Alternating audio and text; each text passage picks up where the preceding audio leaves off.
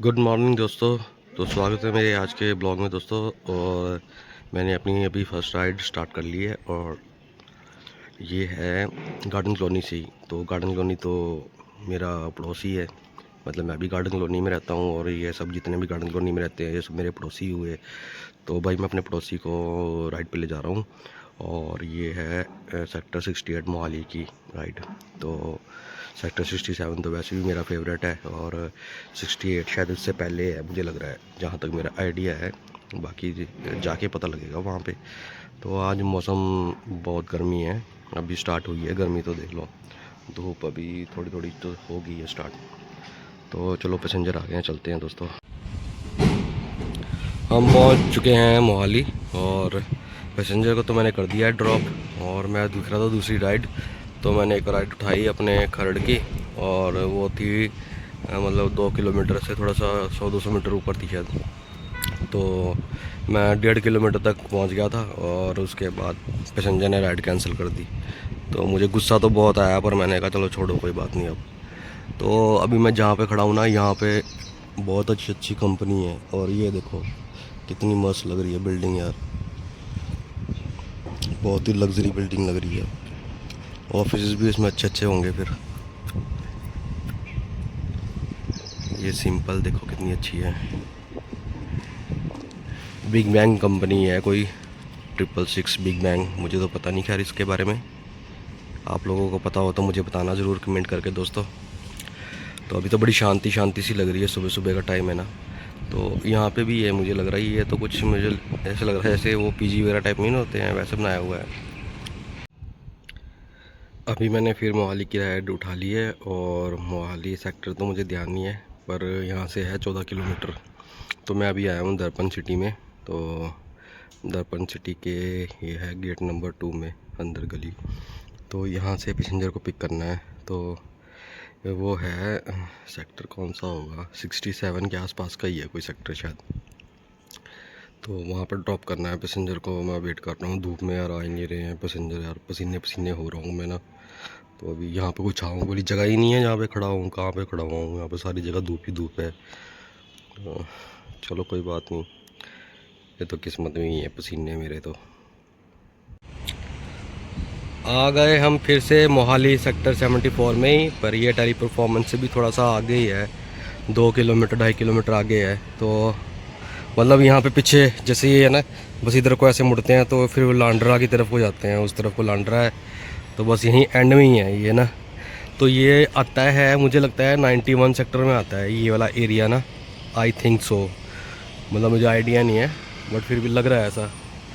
तो यहाँ पे पीछे इधर उस तरफ को ना हॉस्पिटल भी है काफ़ी बड़ा। तो वहाँ पे मैं जब मेरे पास एक्टिवा थी तो स्टार्टिंग में मैं बहुत दूर आया, तो वहाँ पे थी एक गर्ल ना, तो आए थे वहाँ पे। तो मुझे लगा यार मैं पता नहीं कौन सी जगह पे आ गया हूँ, काफ़ी दूर आ गया हूँ और मुझे टेंशन हो रही घर जाने की वापस। मैं कहा यार घर इतनी दूर आ गया हूँ, घर अब जाने के लिए देखना पड़ेगा ये वो, सो बातें मेरे दिमाग में आ रही थी जबकि ये इतना नज़दीक है। तो मतलब उस टाइम पता नहीं था ना इतना मुझे जगहों का। अभी मैं बस स्टैंड पे आया राइड उठाने के लिए और आके यहाँ पे कॉल कर रहा हूँ, कोई मैम थे ना, तो मैं उनको कॉल पे कॉल करी जा रहा हूँ, कॉल पे कॉल करी जा रहा हूँ, फ़ोन ही नहीं उठा रहे, लगता शायद किसी और के साथ फ़ोन में बिजी थे। तो मैंने कैंसिल ही कर दी राइड उनकी। मैंने कहा ये परेशान करने वाली हैं कोई लेडीज़ ना। तो आज मैं आपको दिखाता हूँ नज़ारा, देखो हमारे बस स्टैंड का दिन में। तो ये ऊपर फ्लाई ओवर है देखो कितना बड़ा, तो नीचे नीचे ही बस स्टैंड है पूरा। अभी हमारा पुलिस बूथ भी नया बन गया है, देखो ये यहाँ पे जो पड़ा हुआ है ये पुराना था ना, और वहाँ पे वो नया बन गया है क्योंकि किसी ट्रक वाले ने ना पूरा तोड़ ही दिया रात को आके ना। ये कैसे तोड़ दिया समझ नहीं आया मुझे, वहाँ से टर्न करते हुए मोड़ तोड़ दिया होगा शायद ना। और इसी बहाने से चलो इनका अच्छा बन गया नया वाला, अब तो बहुत बहुत अच्छा लग रहा है अब तो। और ये था जो ये लोहे का था और इसमें जंक भी लग गया था और टूट भी गया था काफ़ी और गंदा भी बहुत हो गया था। तो अब बढ़िया है, अब अच्छा लग रहा है। अब हमारे थोड़े बस स्टैंड की लुक भी अच्छी बनी इससे। और वैसे भी ये मेन जंक्शन है तो यहाँ पे ज़्यादा होना चाहिए अच्छा, और पुलिस वाले भी होने चाहिए काफ़ी सारे, ताकि पूरा ट्रैफिक पे कंट्रोल किया जा सके। तो वो परली तरफ को जा रहा है जो रास्ता, वो मेरे घर को जा रहा है। तो दोस्तों गरीबी में आटा गिल्ला हो गया यार मेरा तो ना, बाइक ना वो बाइक का कुछ फ्यूल वाला होता है कुछ ना, वो फ्यूल पंप है कुछ ऐसा ही है, वो मतलब ख़राब हो गया है। और मैंने पूछा कारण क्या है ख़राब होने का, तो वो बोले काफ़ी उसमें ख़राब हो ही रहा है, बोले आजकल इसमें दिक्कत आ ही रही है। तो अभी मैंने खड़ा तो कर दिया है, ठीक कर देंगे, जॉब कार्ड भर दिया है अपना। तो मैं अभी घर जा रहा हूँ कैश लेने के लिए, वो सामने खड़ा है मेरा बाइक ना, तो मैं अभी जा रहा हूँ कैश लेने के लिए घर से, क्योंकि मेरे फ़ोन में तो है ही नहीं है कैश बिल्कुल भी। और मैं जो अपना कैश होता भी है वो रोज़ का रोज़ निकलवा के रख लेता हूँ, पर परसों से पहले तो हुआ ही नहीं था कोई काम, तो सिर्फ कल वाले दिन का जो काम हुआ था वो कैश था। तो वो मेरे घर के पास एक शॉप वाले भैया हैं, तो वो 700 रुपीज़ थे, तो मैंने वो उनको सुबह सेंड किए थे कि भाई आप मुझे कैश दे देना। तो वो उनके किसी और अकाउंट में हो गया मेरे से ना, मैंने जल्दी में किसी और अकाउंट में कर दिए, वो उन्होंने डालने थे अपने अकाउंट पर्सनल अकाउंट में। तो उन्होंने बोला फिर आप बाद में ले लेना, आप मुझसे कैश, मेरे पास कैश नहीं है अभी। तो एक तो मैं उनसे ले सकता हूँ जाके, यहाँ फिर घर से जाके कैश लेके आ सकता हूँ। तो देखता हूँ अगर उन भैया के पास हुआ अभी कैश तो उनसे ले लूँगा, नहीं तो फिर घर से जाके लेके आऊँगा। अब मैंने कल किस्त देनी है तो उसके लिए रखे हुए थे पैसे वो, अब उसमें से बताओ और भी कम हो गए हैं, और अभी जो टाइम वेस्ट हो गया वो अलग है, और उसकी वजह से मैं राइड भी कम कर पाऊँगा। तो फिर आज भी समझ लो कोई काम नहीं हुआ, तो आज भी कोई सेविंग नहीं हुआ। अभी तक मैंने सिर्फ 350 रुपये कमाए हैं, तो वो 350 और मान लो बाद में मैं 100, 150, 200 रुपये भी मान लो चलो कमा लेता हूँ, तो 500 रुपये बस, मतलब गोल भी अचीव करना मुश्किल हो जाएगा अभी इस टाइम। तो ये हालत लग रही है मुझे अपनी। तो दोस्तों यार टेंशन बहुत है मुझे, बहुत ज़्यादा टेंशन है इस चीज़ की। मैं ना अपने सिर पे 1 रुपये का भी कर्जा नहीं रखना चाहता बस। और चाहे सूखी रोटी खाऊं, सूखी रोटी तो अभी भी खैर हम खा ही रहे हैं, क्योंकि मैं अपनी ये बाइक की EMI देने के लिए कुछ भी नहीं, मतलब कुछ भी हम अच्छा नहीं कभी खा रहे हैं, और घर पे भी कुछ नहीं लेके जा रहे हैं। टोटल का टोटल पैसा मैं सेव कर रहा हूँ, और मतलब घर में हमारे अभी इस टाइम हालत ऐसी है कि कुछ भी नहीं है बनाने के लिए, तो हम रोज़ जो भी बनाना होता है उसको रोज़ लेके आते हैं। तो 100, 150, 200 रुपये का खर्चा तो घर की चीज़ों का भी होता है। कभी नमक ख़त्म हो गया, कभी हल्दी ख़त्म हो गई, कभी जीरा ख़त्म हो गया, कभी ऑयल ख़त्म हो गया, कभी आटा ख़त्म हो गया, और सब्ज़ी दालें तो चलो रोज़ जो 2 टाइम खाना बनता है हमारे, उसके लिए वो तो लेके आनी ही पड़ेंगी, है ना। बाकी मतलब जो इधर के छोटे मोटे जो होते हैं, जैसे हल्दी, नमक वगैरह, जीरा वगैरह, ये चीज़ें होती हैं। फिर कभी चाय पत्ती ख़त्म होगी, कभी चीनी ख़त्म होगी, है ना। दूध रोज़ लेके आना है, क्योंकि चाय पीनी है तो दूध लेके आना पड़ेगा रोज़। तो अभी गर्मी है, तो जैसे मान लो कभी कुछ ठंडा वगैरह अच्छा पीने का दिल करता है, तो वो नींबूस पानी 10-15 रुपये, 20 रुपये का हम नींबूस पानी लाए तो पहुँचाते हैं, जो वो ला के पी लेते हैं। तो मतलब ऐसे करते करते 150, मतलब 150 रुपये का तो खर्चा आप लगा लीजिए। ये है कि 150 रुपये का खर्चा तो पर डे का है ही है हमारा। 150 का वो, और 200 रुपये का तेल, और 100 रुपये का टॉपअप, तो कितने हो गए 250 और 200, मतलब 400। तो आप लगा लीजिए राउंड फिगर में 500। तो 500 का तो पर डे का खर्चा ही होता है। फिर उसके बाद जाके मेरी जो भी कमाई होती है, तो मान लो अगर मैं 1000 रुपये कमा भी रहा हूँ, तो उसमें से 500 रुपये खर्चा है, और 500 रुपये ही मेरे सेव होते हैं। तो ऐसी बात है दोस्तों। तो ये तो मतलब अभी गर्मियाँ है ना, इसकी वजह से 1000 रुपये ही हो रहा है। बट अगर सर्दियाँ होती ना, तो मैं 1500 रुपये, 2000 रुपये ऐसे करके कमाता, क्योंकि जितनी राइडिंग मैं कर रहा हूँ ना, शायद ही कोई राइडर इतना कर रहा होगा राइडें।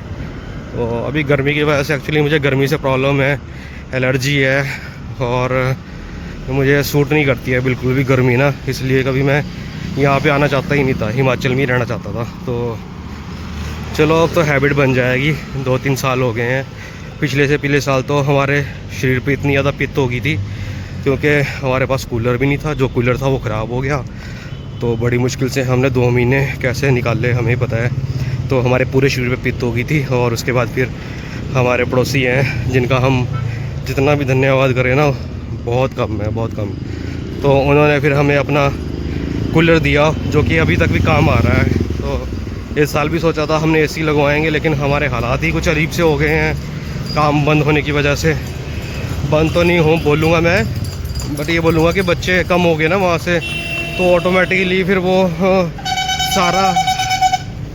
सारा असर हमारे उस पर पड़ा है, क्योंकि हमने सेविंग कैसे करनी है जब हमारे ऊपर पहले के जो हमारे कर्जे हैं हम वो पूरे कर रहे थे। क्योंकि देखो घर का सामान लिया मैंने, यहाँ पे आए तो फ़िल्टर और फ्रिज ये लेना बहुत ज़्यादा ज़रूरी था, तो ये लिया मैंने। फिर मैंने एक्टिवा ली थी तो उसकी इंस्टॉलमेंट थी, ठीक है। फिर फ़ोन, काव्या का फ़ोन ख़राब हो गया, फिर फ़ोन लिया काव्या का, फिर उसकी इंस्टॉलमेंट थी। उसके बाद टिफ़िन सर्विस के लिए सारे बच्चों के बर्तन, धीरे धीरे हमने सारे बर्तन बनाए बच्चों के वो। और मतलब मैंने जोड़ा तो बहुत कुछ है, बट सेविंग नहीं की, बस यही है, सेविंग नहीं कर पाए। इसकी वजह से थोड़ी दिक्कत हो रही है, अदरवाइज़ कोई दिक्कत नहीं थी हमें। अगर हमारे पास 4 पैसे जुड़े भी होते तो 1-2 महीने 4 महीने अगर मेरा अभी जैसे चल रहा है, तो अगर नहीं भी हो पा रहा होता तो हम कर सकते थे। लेकिन अभी मेरे पीछे से ही कर्जे पहले से बहुत है ना, तो इसकी वजह से मतलब हमने सेविंग नहीं की, ना कर पाए।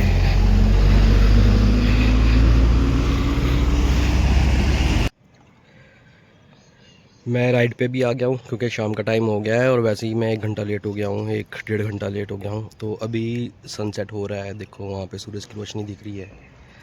तो बाइक तो हो गया है ठीक ना, और ये मतलब पहले से कुछ ज़्यादा ही अच्छा चल रहा है। तो मुझे लग रहा है कि वो थोड़ा सा ख़राब हो ही चुका था, धीरे धीरे वो और ख़राब हो रहा था। तो फिर आज वो पूरी तरह से ही ख़राब हो गया। तो अब उसे मेन कारण तो उन्होंने बताया नहीं ना ख़राब क्यों हुआ है, इसकी वजह क्या थी ख़राब होने की। गर्मी है, या मेरा ज़्यादा बाइक चलाना है, या मेरा तेज़ बाइक चलाना है, या किसी भारी इंसान को बिठा के ज़्यादा इस पर ज़ोर पड़ता है उसकी वजह से। अब मेन रीज़न तो पता ही नहीं है ना, इसलिए मैं प्रिकॉशंस भी क्या रखूँगा। पैसेंजर को लेके मैं आया था, मेरी राइड थी VR मॉल की खरड़ से। तो यहाँ पे ड्रॉप तो कर दिया मैंने पैसेंजर को, लेकिन जाम इतना ज़्यादा है ना, चुंगिया रोड से वहाँ जाम लग गया था, और यहाँ से पूरा जाम होते होते मैं यहाँ पहुँचा हूँ।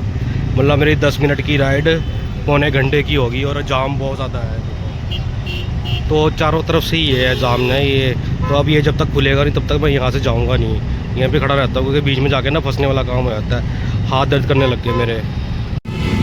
मुझे 3-3.5 साल हो गए हैं यहाँ पे रहते हुए, लेकिन मैंने आज तक कभी ऐसा मतलब जाम नहीं देखा बिल्कुल भी। देख लो इतना सारा,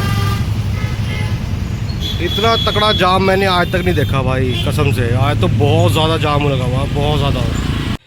इतना ख़तरनाक जाम मैंने देखा नहीं आज तक कभी ना खरड़ में। मुझे 3 साल हो गए हैं यहाँ पे, तो मेरे हाथ दर्द करने लग गए, इतने ज़्यादा हो गए। तो यहाँ से खरड़ से VR मॉल के गेट पे छोड़ने के और वहाँ से घर तक पहुँचने के 2 घंटे लग गए मुझे टाइम। देख लो इतना लंबा टाइम, कहाँ सिर्फ वो 10 मिनट की राइड थी बस, और कहाँ 2 घंटे लग गए। सारा मेरा वो जोश ढीला पड़ गया। चलो कोई बात नहीं है, थोड़ी देर आधे घंटे के लिए मैंने सोचा घर ही जाता हूँ, जब तक वहाँ से वो क्लियर हो जाएगा ना थोड़ा रश, तो फिर उसके बाद ही करूँगा राइड। तो प्यास से मेरे को प्यास लग रही थी इतनी ज़्यादा पानी की, तो पानी में छोड़ गया था अपना यहीं पे ऐसे ही। अब देखता हूँ बाद में कितनी राइड हो पाती है, तो फिर उस हिसाब से करूँगा। गलती से एक साउथ अफ्रीकन पैसेंजर की ना राइड मेरे से उठाई गई है। तो बर्निस नाम है उनका, तो उनको छोड़ना है कुराली रोड पे निवाना के पास ही। तो यार मैं सोच रहा था, फिर मैं कहा यार अब ये चक्कर ना मेरी उसके ऊपर आ रहा है, तो मुझे ऐसा नहीं करना चाहिए, क्योंकि मुझे तो राइड से मतलब है और मनी से मतलब है ना, कौन जा रहा है उससे मतलब नहीं होना चाहिए। तो हर इंसान अच्छा बुरा होता ही है वो तो हर जगह पे। तो फिर मैंने सोचा कोई बात नहीं, इसको अपनी जॉब के आड़े नहीं आना देना चाहता ना मैं, तो मैंने इसलिए राइड उठा ली, लेने भी आ गया हूँ मैं ना उनको। और क्योंकि मेरी राइड भी नहीं हो पाई है शाम को, अभी भी गया था तो मैं जाम में फंस गया, तो ये फिर सही नहीं है ना, जो राइड मिल रही है कम से कम उसको तो करो। तो मेरा ये मानना है, इसलिए मैं अभी आया था। न्यू हरी एनक्लेव में है सोसाइटी, अंदर को आके ये कोई ना, तो यहाँ से पिक करके कुराली रोड पे छोड़ना है निर्वाणा स्क्वायर। भाई किसको भौंक रही है भाई तू? तो दोस्तों ऐसी बात है, चलो चलते हैं फिर निर्वाणा स्क्वायर, मिलते हैं वहीं पे। वहाँ पे तो बहुत सारी रोशनी होती है, मज़ा आता है वहाँ पे। तो आखिरकार उसका नंबर ही नहीं लग रहा था, और मैं वहाँ वेट करता करता थक गया, और फिर मुझे राइड कैंसिल ही करना पड़ा। तो अच्छा ही हुआ राइड कैंसिल ही कर दी मैंने यार। और वैसे भी वो लोग क्या करते हैं, राइड बुक करते हैं अंदर बैठे रहते हैं, आया मेयर कर भी देंगे तब भी नहीं बाहर आते इतनी देर तक, फिर कॉल करके फिर बुलाओ उनको, उसके भी थोड़ा देर बाद ही आते हैं वो।